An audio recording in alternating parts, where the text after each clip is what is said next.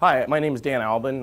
I'm an attorney at the Institute for Justice. As you can tell, I'm sort of getting over a cold and unfortunately woke up without much of a voice this morning. So I've fortified myself with some tea and water here, and hopefully we'll be able to get through it, but I might not be able to cover quite as much ground. If I do have to stop, we can just sort of go to Q&A, and I'll let some of you guys ask some questions while I try to get something on my throat. How many folks here are familiar with the Institute for Justice? Okay, so most people, but I guess not everybody. So just to very quickly cover, because this is not really going to be a talk about sort of everything IJ does. I'm really going to focus on one area, maybe touch on a couple others. The Institute for Justice is the nation's law firm for liberty. We're the first and only libertarian public interest law firm in the country. We're based in Arlington, Virginia, just across the river from Washington, D.C. We have roughly 20 or so attorneys in that office. We also have 5 state chapters across the country in Washington State, Arizona, Minnesota, Texas, and Florida.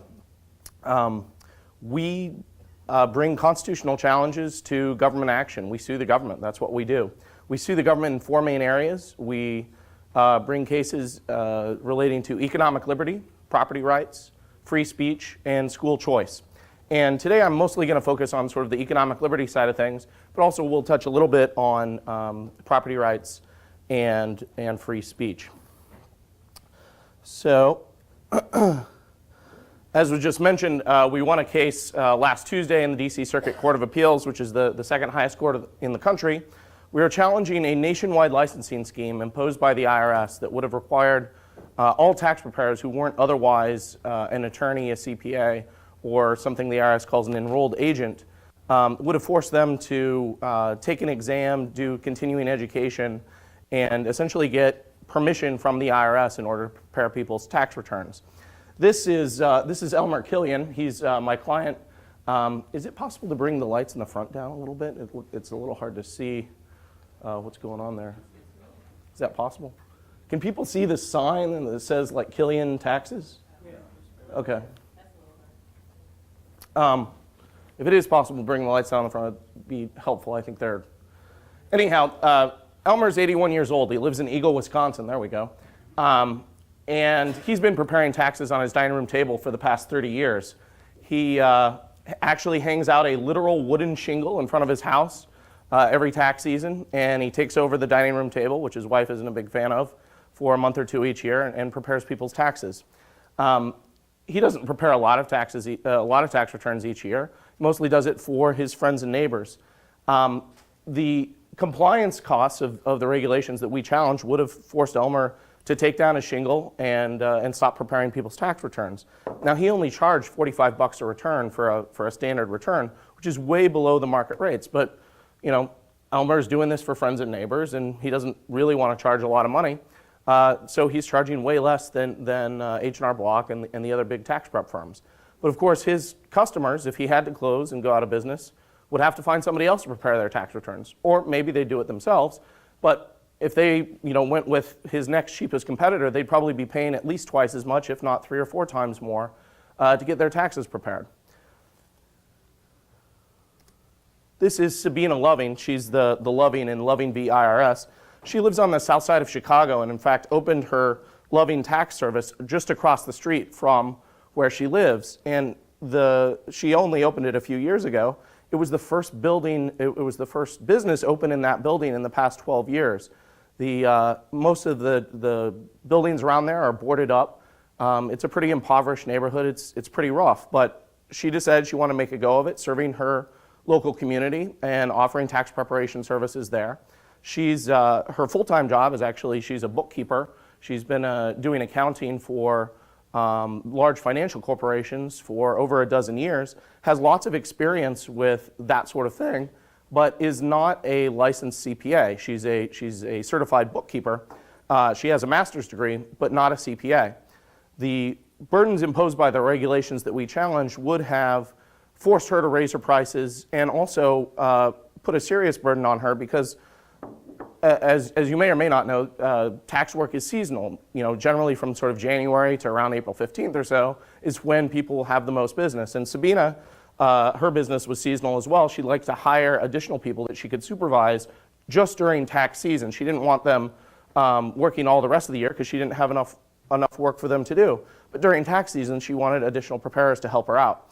And under the new regulations, because she's not a CPA or an attorney, she wasn't allowed to supervise other preparers. Even if she went through the licensing process, even if she took the exam, did the continuing education, did everything the IRS said you had to do in order to be a licensed tax preparer, that wasn't good enough. She couldn't supervise preparers. So, who benefits? Who benefits from this licensing scheme? Thoughts? Anyone? H&R Block. H&R Block definitely benefits. They're the largest tax prep firm in the country by quite a margin. There are a few others that are sort of major competitors that I think probably most people have heard of, like Jackson Hewitt and Liberty Tax Service. Well, unsurprisingly, H&R Block was one of the big supporters of these regulations. In fact, lobbied for these regulations from the very beginning, as did Jackson Hewitt and Liberty Tax. Also supporting the regulations was Intuit, which is the maker of TurboTax. They particularly like the regulations because they wouldn't have been subject to them at all. The regulations only applied to an actual physical in-person tax return preparer and not to software. So of course, Intuit was a huge fan of this, imposed massive costs on all of their competitors, and had no effect on them. Now, why would H&R Block be in favor of something that would arguably impose regulatory burdens on it? Anyone know? Protectionism. It just raises the prices for everybody. H&R Block has the financial resources to absorb that regulatory burden, but people like Elmer and Sabina largely don't. And so, the way the tax industry is, there's a handful of big players, and the rest of it is mostly small fries, mom and pop preparers.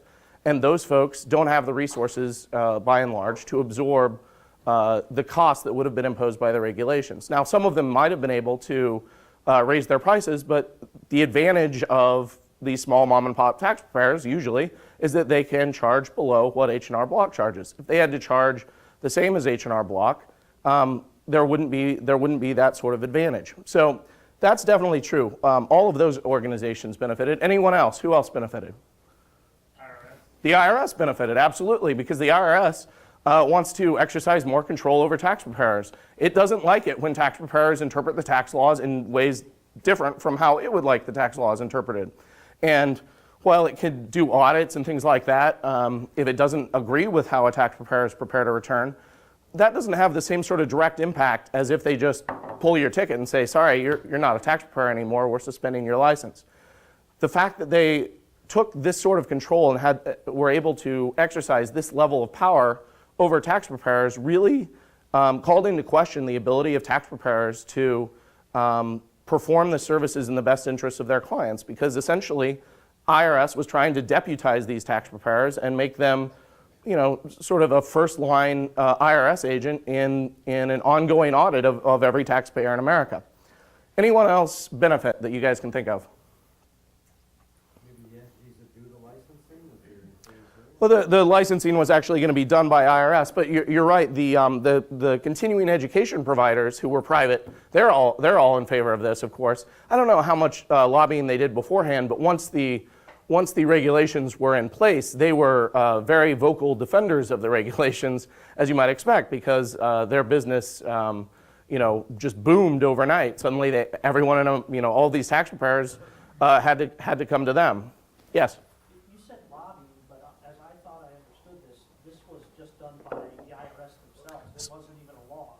That's right. It was done by the IRS, and these groups actually not only spoke out in favor of the regulations at every stage, including during the regulatory comment period. So lobbying has a somewhat different meaning depending on what context you're in. Here we're talking about lobbying the agency itself by going to the public hearings. In fact, I went to the public hearings, and guess how many folks in the room were opposed to the regulations?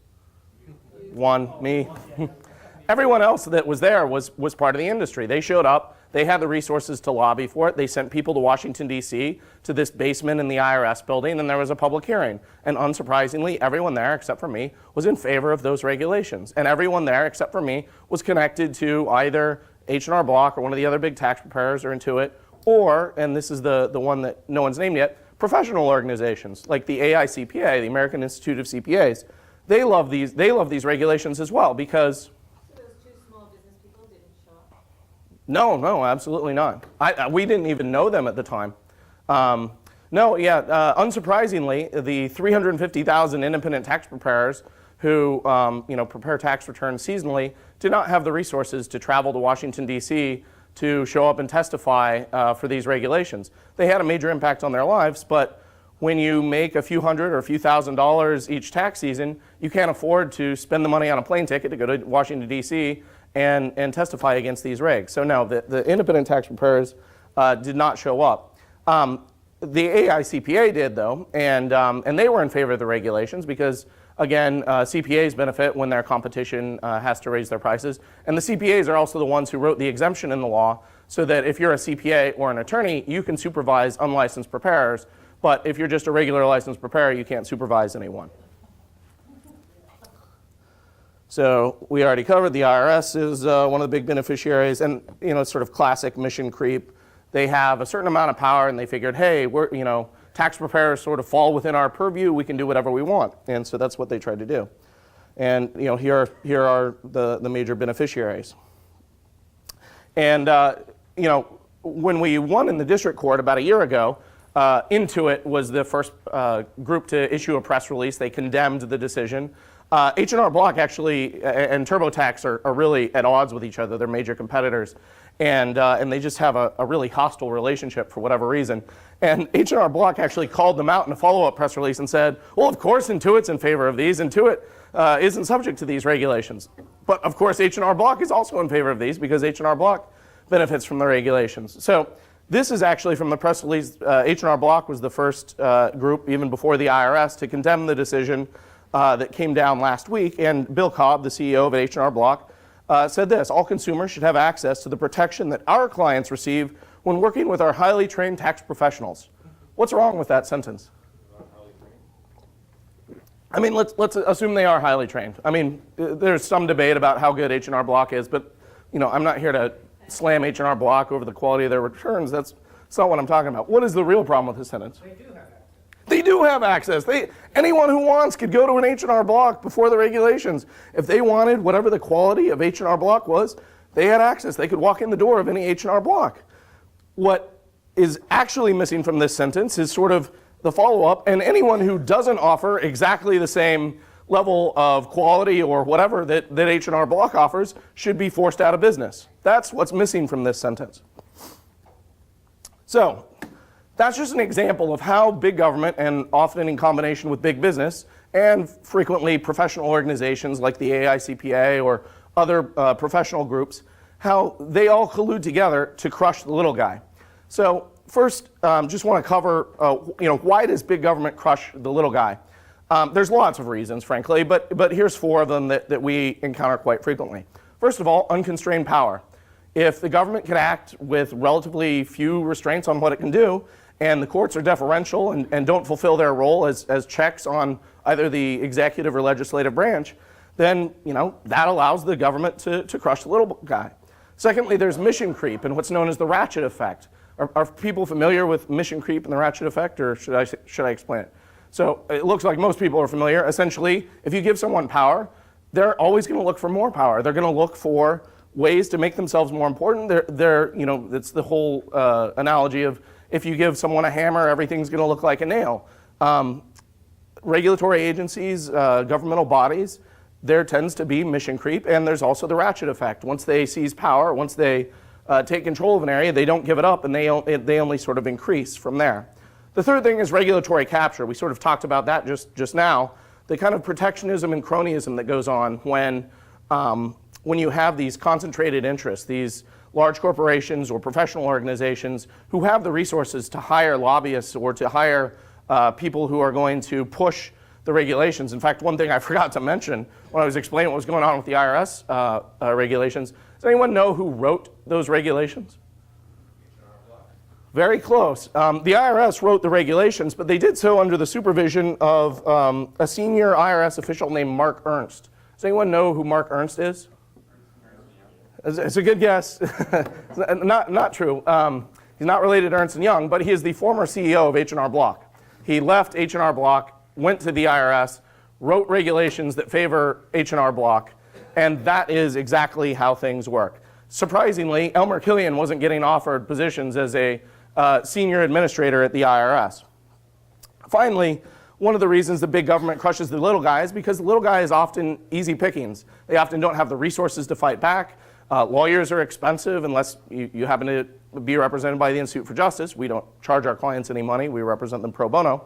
And there are often perverse incentives that direct the government toward targeting the little guy. I'm not really going to talk about civil forfeiture in this talk because I'm going to be on a panel later about civil forfeiture reform, but one of the real problems with civil forfeiture is that it encourages government to go after easy targets, and often those easy targets are the little guy. Same thing happens in eminent domain and other areas. So how does big government crush the little guy? Well, we've already sort of seen in the example I gave with the IRS regulations, you have protectionist laws and regulations, and so the first one there is creating costly barriers to entry like occupational licensing. That's what the IRS was doing.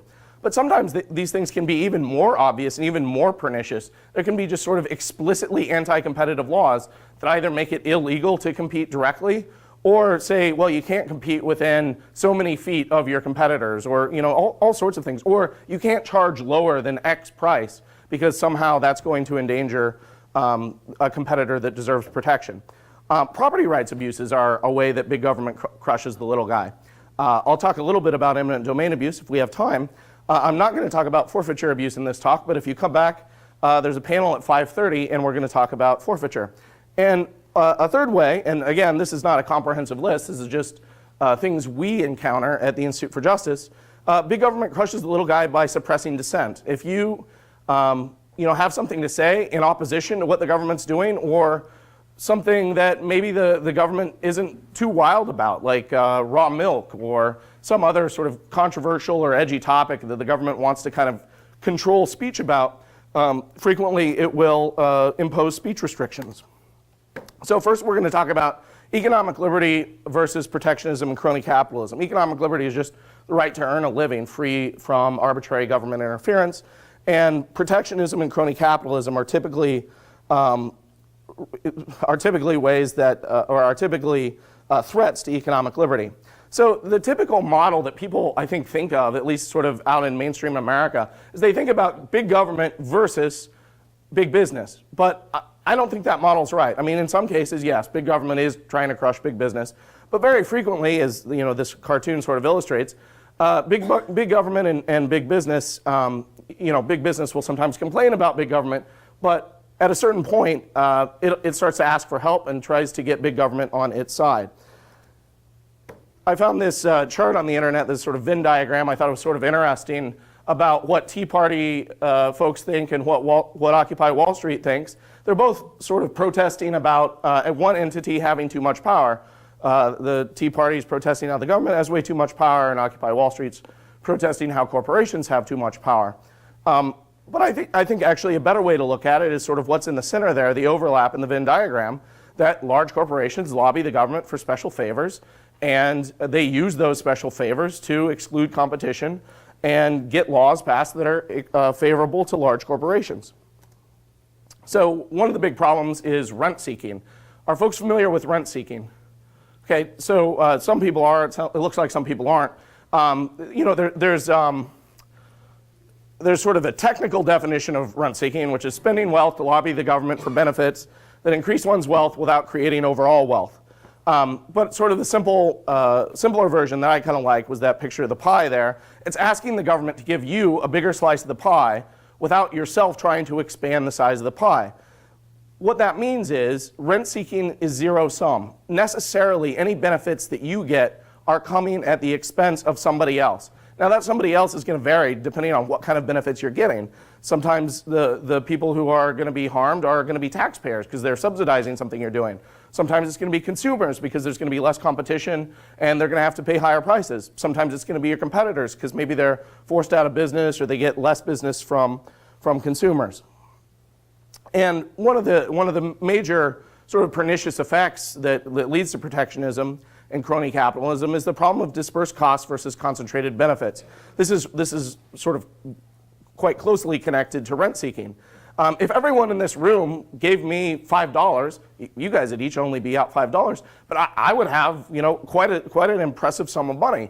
And so if I had some way to actually make someone here go around and collect the money and give it to me, I would have a very concentrated benefit that I would be able to derive from that. And that sort of thing happens all the time.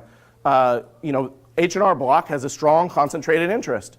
Taxpayers who are consumers of tax preparation products, they have dispersed costs. Let's say the price for an average tax return goes up $5 a tax return because of these regulations.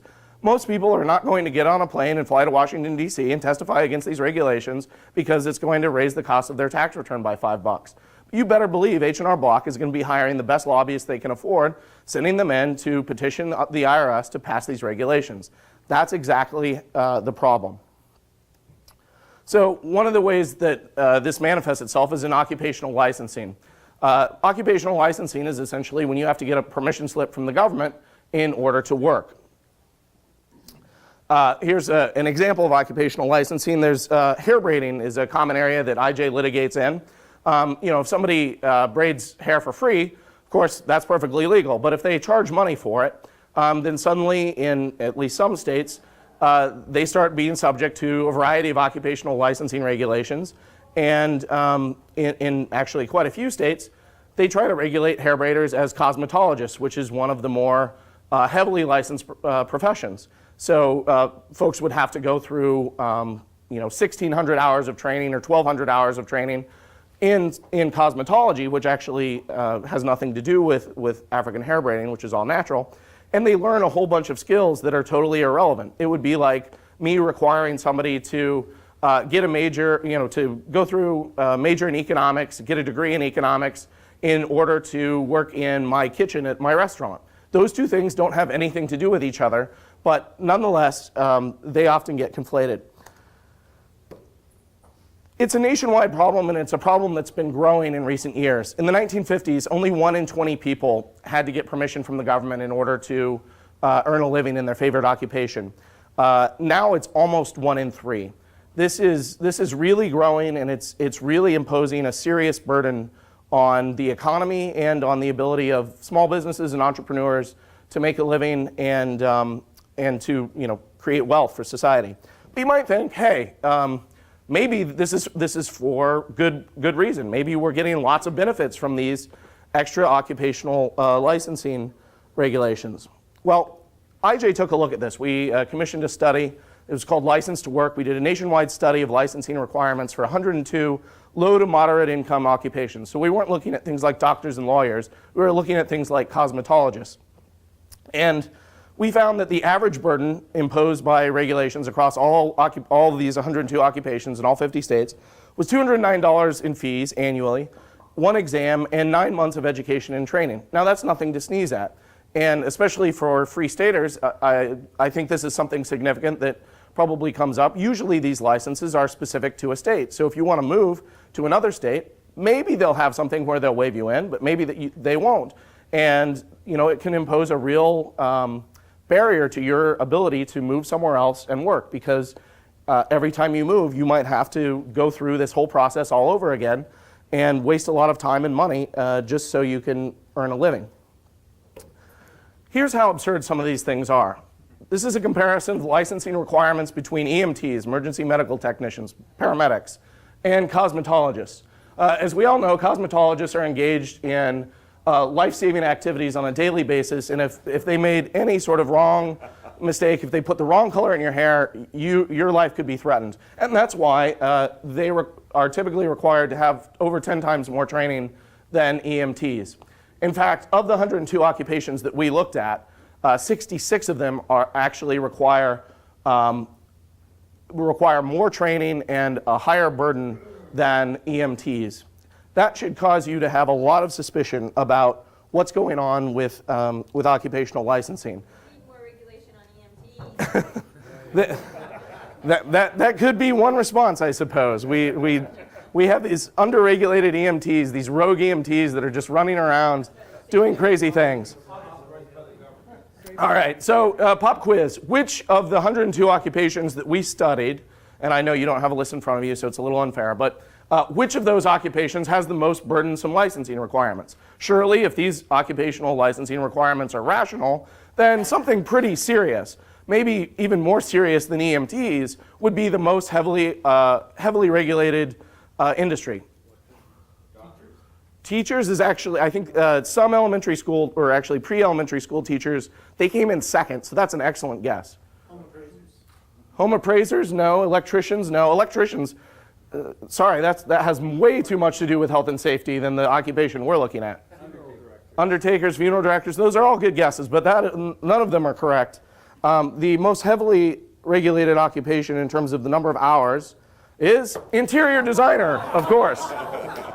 Now, they're only licensed in 4 states, but of course those 4 states are at the forefront of much needed occupational licensing for interior designers, because I don't think California is one of them, but I don't remember off the top of my head. So the you got me. I haven't memorized all these, I'm sorry. This information is in our License to Work report that's on our website. You can sort by state, you can sort by occupation, you can look at any of these things, and like if you want to know what the average fees are, this is sorted by the amount of time it takes to get your license. So it takes interior designers an average of 6 years to get their license, so they make sure they put throw pillows in the right place and couches in the right corner so the feng shui is just right. But you could sort by fees or the number of exams or whatever else you want. You can do that on our website. We also have a PDF copy of the report. The fact that interior designers are one of the most heavily regulated occupations shows the problem of occupational licensing. Does anyone seriously think that there are real, genuine health and safety concerns for interior designers that justify 6 years worth of training? Unsurprising. The feng shui, right.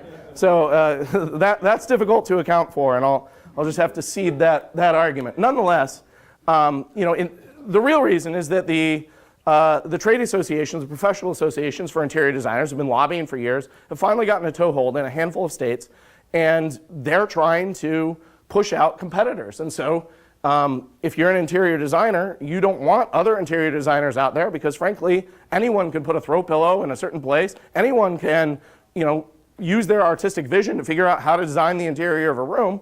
And if you have to compete with everyone in the world, well, that kind of sucks if you want to raise your prices. But if you want to command a very high wage, you just make it illegal for anyone to compete with you unless they go through 6 years of training. That is the problem. So here's a chart of states that license florists. Orange is the color of the states that do license florists.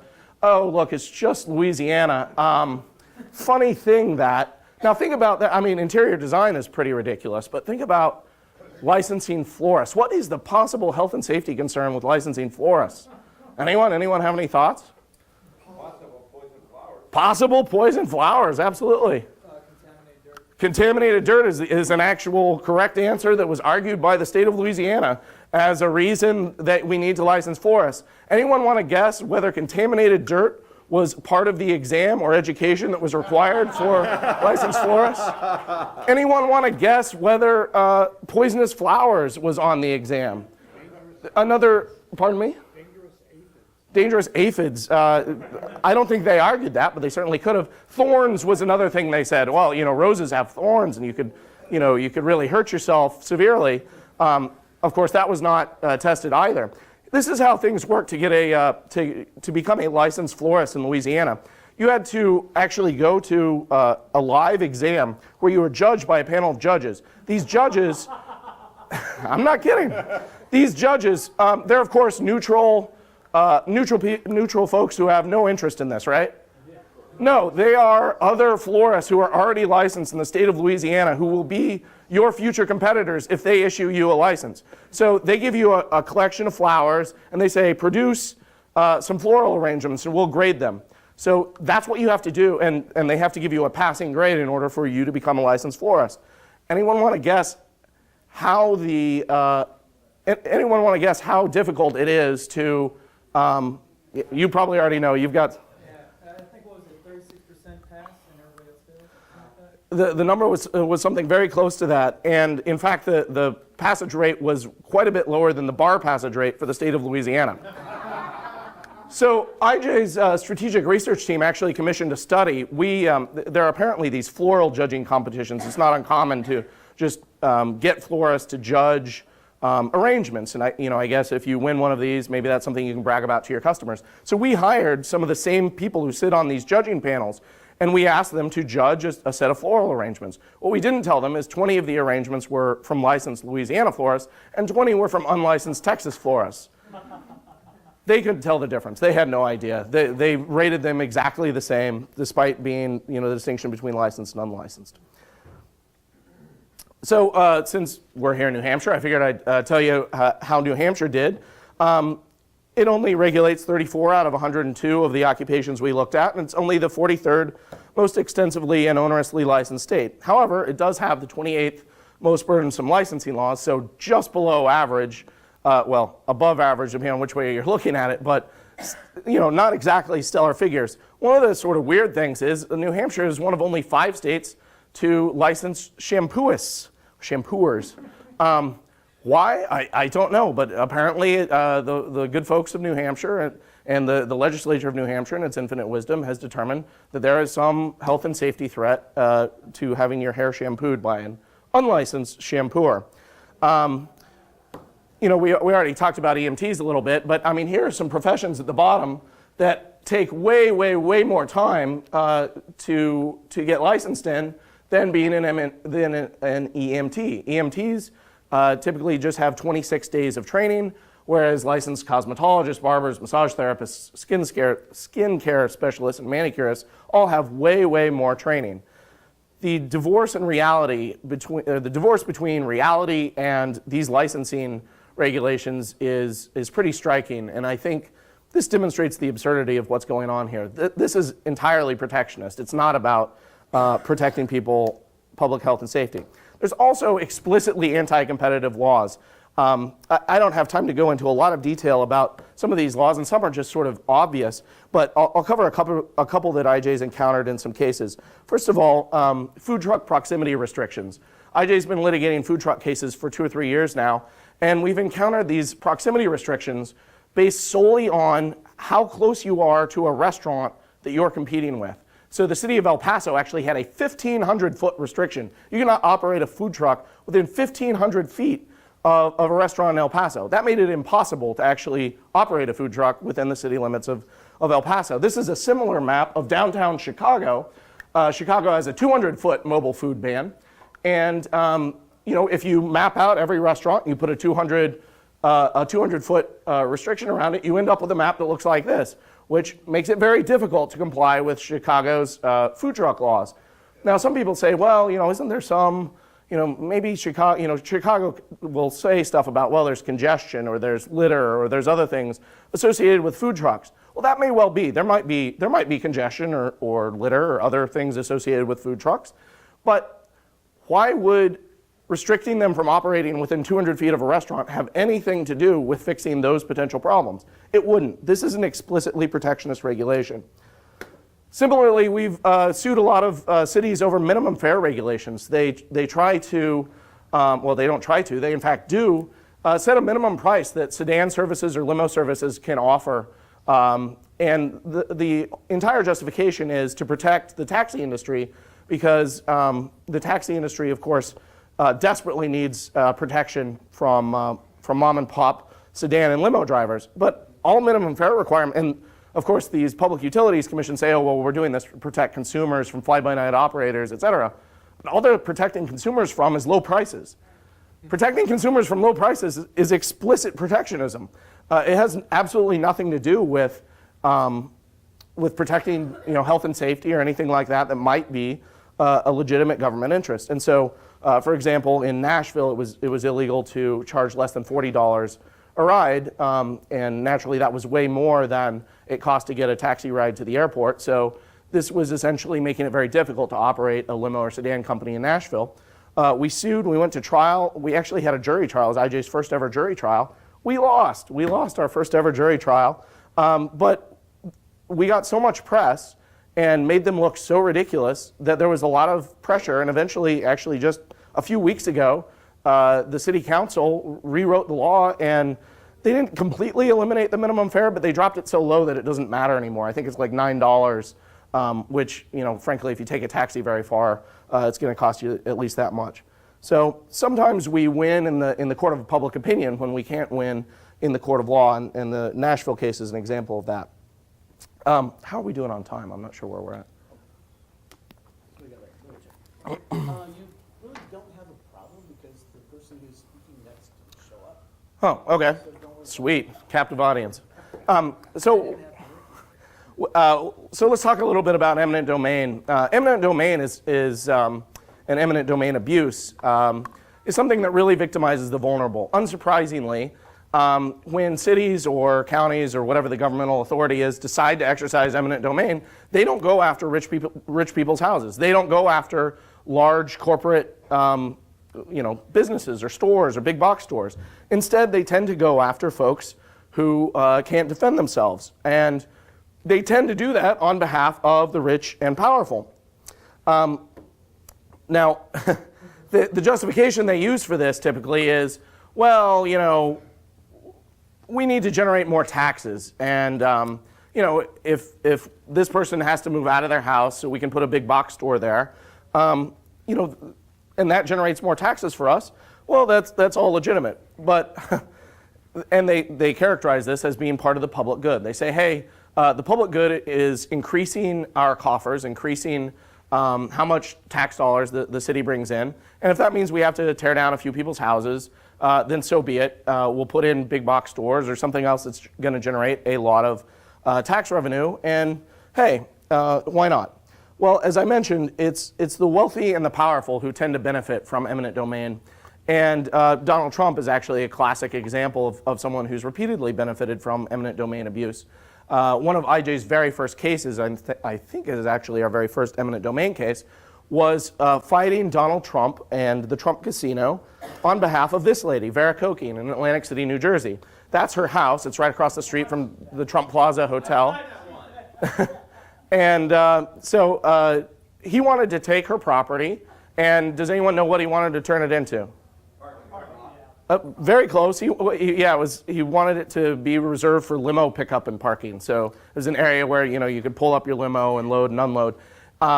So obviously that's a more valuable use than an old lady's house, and so he tried to get the Casino Redevelopment Authority, CREDA, to take her property. IJ stepped in, fought, and we're able to save her house from this ridiculousness. Now, one other sort of message about this case is IJ likes to take on a certain type of case because, again, we can't always win in the court of law. Sometimes the laws are just bad. Sometimes there's bad precedent out there, but we can often win in the court of public opinion. So it's very helpful to have a really bad guy as the bad guy, and it's hard to get much worse than Donald Trump. And it's also really nice to have a sympathetic client who's this little old lady who's lived across the street from the Trump Casino for however long, and is just minding her own business and doesn't want to move out for limo parking. Another example of how eminent domain abuse is used to victimize the vulnerable is the Archie family in Canton, Mississippi. The Archie family had something like 40 acres, many different generations living in different parts of their property. And Nissan wanted to build a auto plant in the area.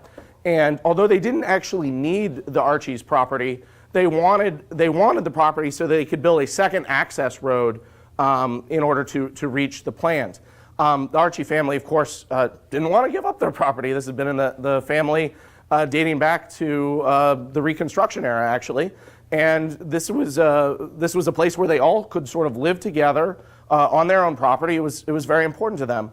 Unsurprisingly, Nissan wasn't trying to take property from rich white people. It wasn't trying to take property from the politically powerful. Instead, here it was going after poor black folks who they figured probably wouldn't have the resources to fight back. We actually partnered with the NAACP and some other groups to raise awareness, and surprisingly enough, the NAACP, along with the Southern Christian Leadership Conference and some other sort of more traditional civil rights organizations, joined with us in the fight against that taking, and we were able to save the Archie's property. And of course, probably the most famous or infamous example of eminent domain abuse is Suzette Kelo and her little pink house in New London, Connecticut. How many people here are familiar with Kelo v. New London? It looks like just about everybody is, so I'm not going to bore you with all the details of that case. There's a picture of her little pink house. Of course, Pfizer wanted to expand its plant. They wanted to have this hotel conference facility. They were going to use their property probably for parking spaces. They actually didn't know for sure what they were going to do with it. Never really finalized what the plans were, but they just figured, well, we could use some extra space. We'll probably put parking there. So we took this case all the way up to the U.S. Supreme Court. This was eminent domain abuse was IJ's big thing, and we lost. We lost 5-4 in the U.S. Supreme Court. Really gut-wrenching opinion. And you know, what do you do at that point? You've gone as high as you can go. There's nowhere else to go. Well, what we did, and imagine, you know, you're Chip Miller, you're Clint Bullock, you founded IJ. The whole purpose, one of the whole purposes, was to essentially, you know, get a ruling that eminent domain abuse is unconstitutional. It's not a public use. And here the Supreme Court says it is. Well, fortunately, the Supreme Court gave us an out. It said, well, the federal Constitution doesn't necessarily prevent this. That's not to prevent state constitutions from essentially giving greater protections. And so what we did is we started a massive PR campaign, a massive legislative effort, grassroots effort. Our organization was called the Castle Coalition because a person's home is their castle. And 44 states actually reformed their laws after Kelo because there was such outrage over the decision. I think about a dozen or so actually amended their constitutions to prohibit eminent domain abuse outright. New Hampshire is one of them. And a number of other states, even if they didn't reform their constitution, they at least reformed their laws to make it more difficult to engage in eminent domain abuse. And in the dissenting opinion by Justice Sandra Day O'Connor in Kelo v. New London, this is actually the last dissenting opinion she wrote before she retired from the bench, she made a really important point about eminent domain abuse because essentially built in institutionally to the test the court relied on, which was essentially the idea that if a local government can put together a plan that generates more tax revenue, that institutionalizes the idea of victimizing the vulnerable. If you aren't making the most efficient use of your property is vulnerable. And so as she points out, the specter of condemnation hangs over all property. Nothing is to prevent the state from replacing any Motel 6 with a Ritz-Carlton, any home with a shopping mall, or any farm with a factory. And what eminent domain abuse is frequently used for is big box stores.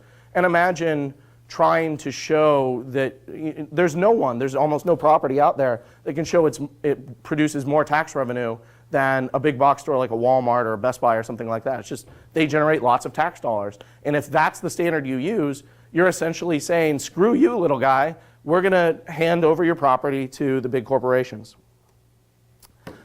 So this is, as I mentioned, we lost, and so they actually tore down all the houses on that block, and this is actually what it looks like today, or at least a few years ago when they took a picture of it. What ended up happening, the sort of coda to all of this, is Pfizer ended up closing their plant, moved away from New London, and never ended up developing that area. In fact, the area now is currently used essentially as the town dump. It's not, there's nothing there. It just sort of got torn down and overgrown with weeds. Fortunately, however, although this is sad, but shows what frequently happens. Developers make lots of big promises, or these corporations that want to take this property for redevelopment make lots of big promises, but they often don't follow through. And they'll often throw out really big dollar figures of how much tax revenue the city's going to derive from the new development. But as was the case in New London, sometimes that doesn't really happen. Fortunately, Suzette Kilo's little pink house actually was taken down piece by piece and moved to another location in New London. And today it's actually a museum to property rights. It's actually lived in most of the time, but it is open at certain hours.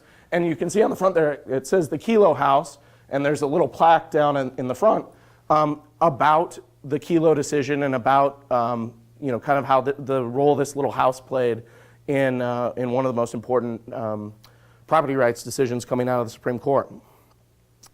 I'm going to go ahead and skip past this just because we're a little low on time. Suppressing dissent is another way that big government crushes the little guy. If the little guy is being harmed, for instance, by eminent domain abuse, they often want to say something about it. And so we've actually, in a number of our cases, ended up representing people both on the eminent domain side of things and on the free speech side, because cities will use sign regulations or various other things to try to shut down dissent. This is our client, Jim Ruse, in St. Louis, Missouri. He owned some property that was in an area that was condemned for eminent domain. And he put up this sign, he painted the sign on the side of a building that he owned. And the city of St. Louis said, oh, this violates our sign code.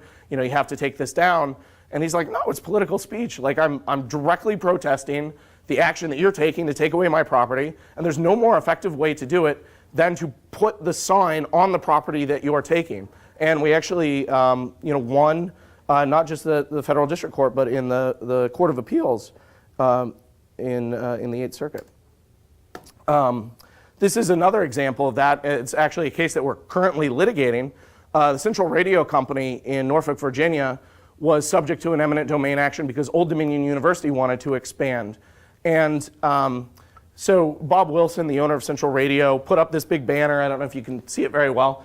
Basically saying, hey, look, we've been a business in this town for many years. We've employed many people, and we're being threatened by eminent domain. And he hung it up on the side of his building, and the city of Norfolk said, oh, this violates our sign code. It's too large. We don't have any problems with what you're saying. It's too big. Well, we drove around Norfolk, and lo and behold, there are lots of signs that are way bigger than what they claim their sign code allows, including many of them from Old Dominion University. Anyone want to guess, by the way, who complained about the sign? Old Dominion University. A senior administrator at Old Dominion University was the person that called in the complaint, which we only found out after doing discovery and getting the emails from the city about who exactly, because this is a sign on a building in a somewhat industrial area. Who's going to possibly care? Well, the people who are going to possibly care are the people who disagree with that speech. Another example of suppressing dissent is campaign finance regulations. Campaign finance regulations often, especially at the state level, suppress political speech by not allowing people to band together and pool their money in order to, say, pay for an advertisement or run a radio spot or something like that. Because even if you pool just a little bit of money, as soon as two people are cooperating, under many state laws, that means they have to register as a PAC. And as part of registering as a PAC, you have to go through this huge long list of things that's extremely expensive, and you expose yourself to tremendous legal liability, because if you do something wrong, you could run afoul of some really serious campaign finance laws. One of the most ridiculous examples of this was in Fountain Hills, Arizona. This is our client, Dina Galassini. She emailed 23 of her friends and neighbors and said, hey, I want to get together and do a protest on the side of the street. Everybody bring a sign protesting this local bond issue. And because she was suggesting that multiple people gather and potentially spend some money on a sign, she was targeted as being an unregistered PAC that was operating in political advocacy in Arizona. The city manager sent her an email instructing her to cease and desist until she registered as a PAC. Now, this was no formal coordination at all. She literally emailed 23 people, 23 of her friends. Unfortunately, one of those friends wasn't such a good friend and passed it on to the city eventually. And they came after her and said, look, you have to comply with all of these regulations if you want to have your protest. Well, that sort of thing is absolutely ridiculous. This is core political speech. This is what the First Amendment was designed to protect. And a lot of these campaign finance regulations, in fact, subject the little guy, these small groups, these informal citizens groups. In fact, we call this area of case law our citizen speech cases, because we are generally representing, a handful of people who are just sort of grassroots folks who want to speak out on a particular issue. In many cases, there's no worry about corruption. Like, corruption is generally the justification used for campaign finance reform. But in a lot of these cases, they're talking about ballot issues or bond issues where there's not a candidate that can be corrupted. They're just speaking out about a political issue that they care about. And using campaign finance reform or campaign finance regulations, their speech is suppressed. I want to just talk about this one quickly. This isn't so much an example of big corporations colluding with the government, as far as I know, but this is a recent victory of ours, and it's an example of the government suppressing speech about things it doesn't like. Our client, Christine Anderson at Cast Iron Farm, sells raw milk in Oregon, and raw milk is legal in Oregon. It's you can sell it and buy it and drink it and all those things, but what you cannot do is you cannot talk about raw milk. Now, you can talk about it in an informal sense, but you're not allowed to advertise it. But what advertising it means is subject to wide interpretation, and all Christine did is she had prices on her website. She sells a lot of other things besides raw milk, but she had prices on her website for a gallon, a half gallon of raw milk, and the Department of Agriculture in Oregon considered that to be advertising and tried to shut her down. We represented her, and in fact, just last week got a win in this case in a sort of unusual and frankly, praiseworthy move. The Oregon Department of Agriculture agreed with us that their regulations were, the statute actually that they were enforcing was unconstitutional, and they agreed to settle the case. They're going to refuse to enforce the law, and they're actually going to go to the Oregon legislature in its next session and recommend that the law be repealed. So sometimes we get a win just by filing the lawsuit, and even every now and again, even the government sees that what it's doing is unconstitutional.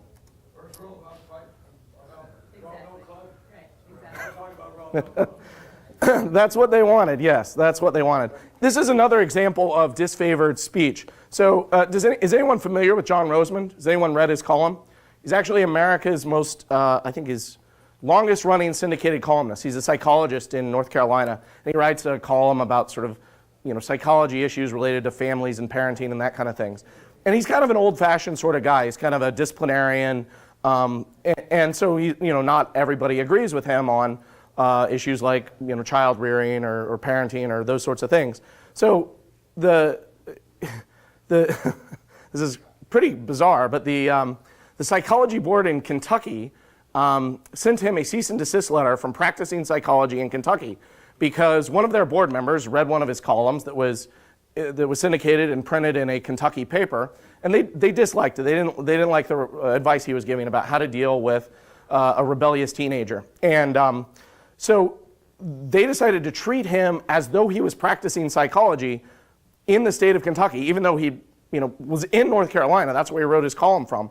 This entire thing was just an exercise because one of the board members was upset with his parenting advice. It had nothing to do with actually practicing psychology in Kentucky. If you can imagine the justification they used, under that justification, Dear Abby could be censored in any state in the country if just one person complained.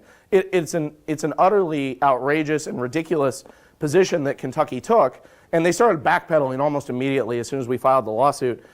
It was actually the Kentucky Attorney General's office who sent the cease and desist letter, and they sort of admitted within a week, well, actually, it was just on our letterhead, and we weren't the ones who really did it, and it was really just the Kentucky Psychology Board. We sent them our letterhead and let them do whatever they want with it.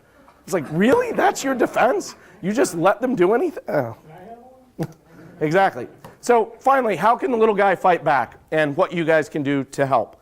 Well, first of all, you can sue the bastards, or we sue the bastards. This is sort of where IJ comes in. As I mentioned before, one of the big problems is unconstrained exercise of government power. And what we're trying to do is get the judicial branch, get judges to engage with the law, take their duties seriously, and enforce limits on what the executive and the legislature can do. That's one of our big goals in all of our cases. So, IJ sues the bastards, and if you want, we'd love to have you support us. You can donate either on our website or various other ways. If you go to ij.org/donate. If anyone here is a law student and is interested, we have clerkships for law students.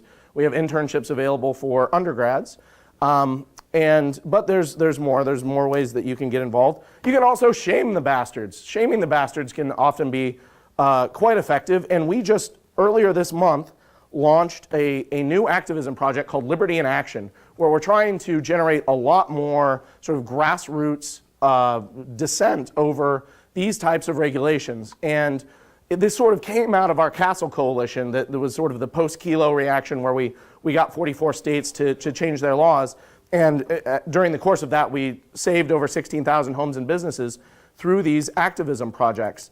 Well, we have decided to really ramp that up more, and we're asking people to get involved. And in fact, if you go to our Liberty in Action website, which is ij.org/action, you can find stuff specific to your state that you can get involved in. There are some national level projects. I think my next slide, actually this is a local example. In Philadelphia, if anyone here happens to be from Philadelphia, we are looking for folks local in Philly to try to help save an art studio that is being taken through eminent domain.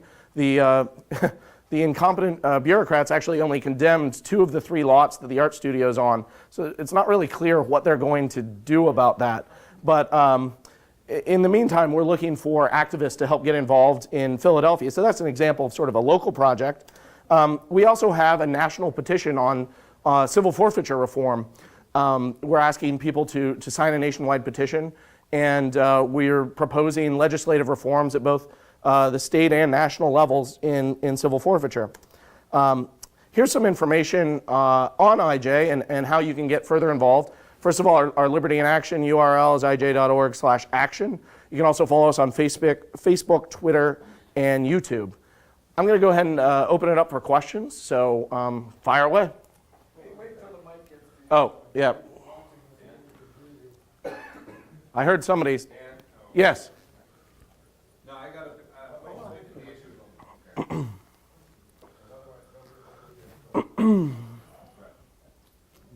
Would you care to comment on the irony of the fact that you mentioned Old Dominion University?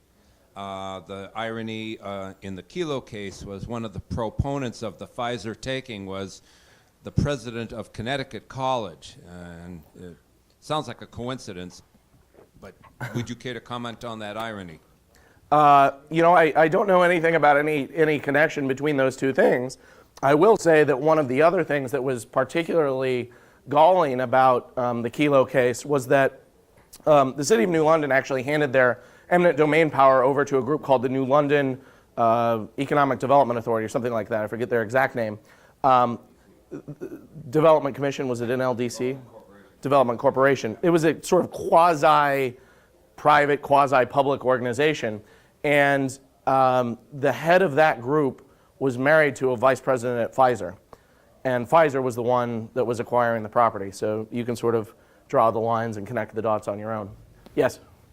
Could you talk a little about how the rational basis test sort of thwarts your efforts in all these areas? Absolutely. So, I mean, that was sort of what I was getting at when I was talking about the occupational licensing stuff.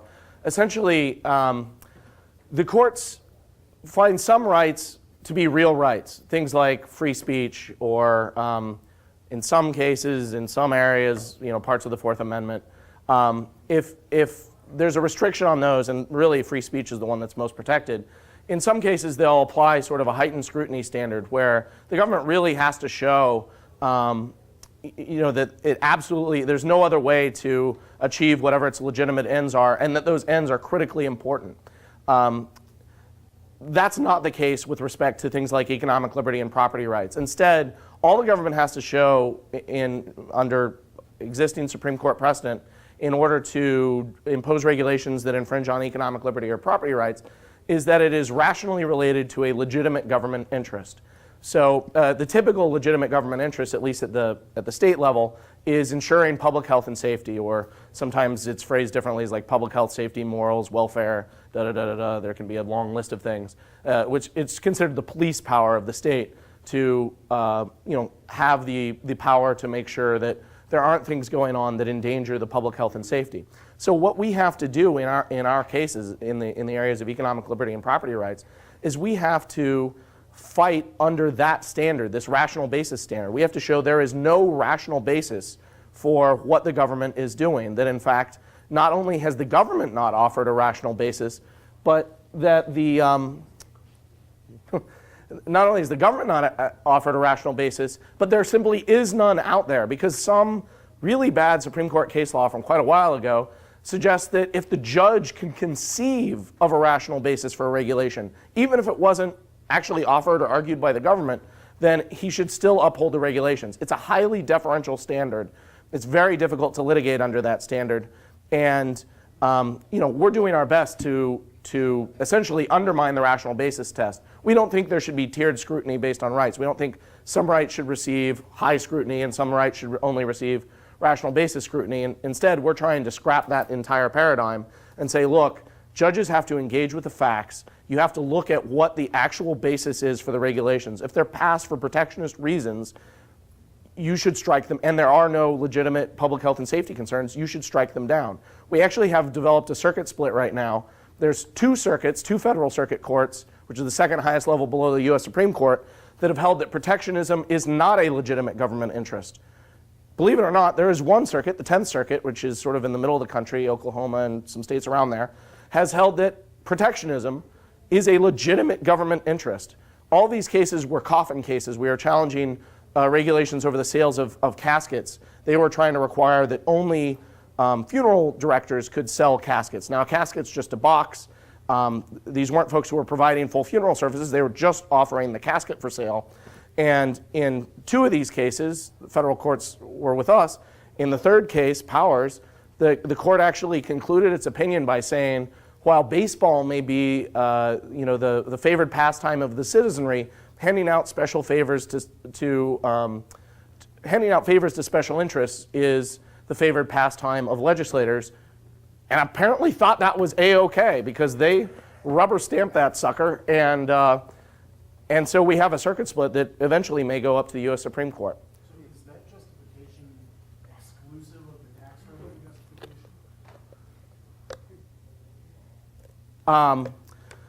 justification? They are not very closely related. The rational basis applies more in sort of economic liberty type cases, whereas the thing you're talking about with the tax revenue relates to the public use clause of the Fifth Amendment.